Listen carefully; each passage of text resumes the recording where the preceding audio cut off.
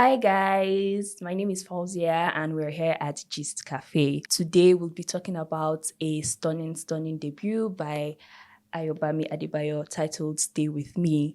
And with me to discuss this book is Hi, I'm Ike God. Hi, my name is Saraya. So we're going straight into it. But we want to start at the base, at what starts the story, which is the relationship between Yejide and Akin. So what do you think about the dynamic of their relationship? I think their relationship is very beautiful, especially for the early stages of it. I mean, it's university love, and there's the naivety, there is the carefreeness to the whole thing, and I mean, it's love and all of that. I mean, the beautiful thing is that for Yejide, she doesn't see what is to come, or we don't see what is to come till like later on. So even though Ayobami starts the book like in the future and then takes us back and all of that, but we don't see what is to come. And I think that's just really beautiful. I mean, it doesn't prepare us for the craziness that is this book. Yeah.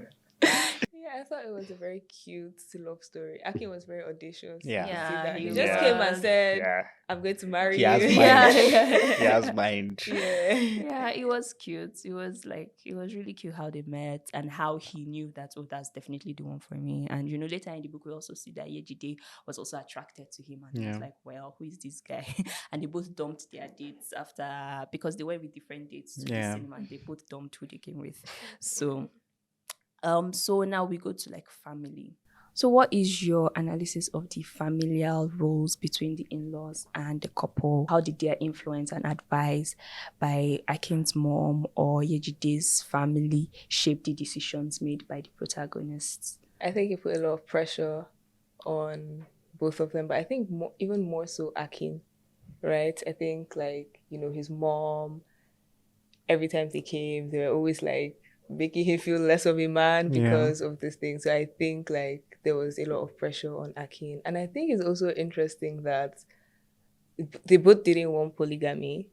I know we're going into a segue, Yeah. but that was part of the promises that The men, she yeah. clearly stated that she didn't like polygamy, and he as well. But they both came from polygamous homes, Backgrounds, yeah. so I don't know. I think that Yeah, I think for me, it's also the case of Akin not really setting boundaries, right? Because the truth is that if that had happened, a lot of the things that happened in this book wouldn't have happened, right? So for Akin and even for Yejide, but I understand Yejide's part, but for Akin is that he allowed a lot of things happen in this book. Like he literally allowed a lot of things happen. So in-laws would come anytime they wanted to come to the house, and he was okay with it, and all of that. And you just sort of like feel like he was trying to please when he didn't have to please, right? And it just didn't make sense to me personally. But yeah, So through the events of this book, one thing that struck me is how much Yejide wants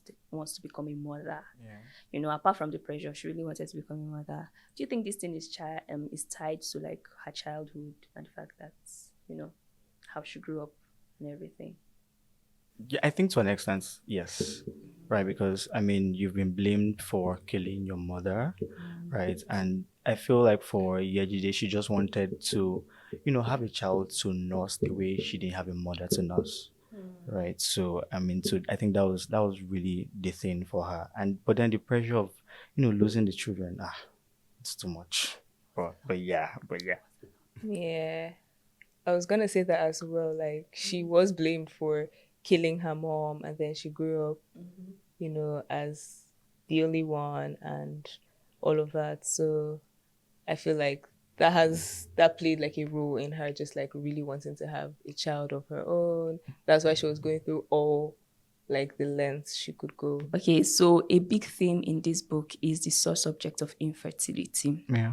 What are your thoughts on the like persistent pattern of women taking the blame for childlessness or barrenness you get in Nigerian culture, and what active steps can men play in alleviating some of this burden from the women?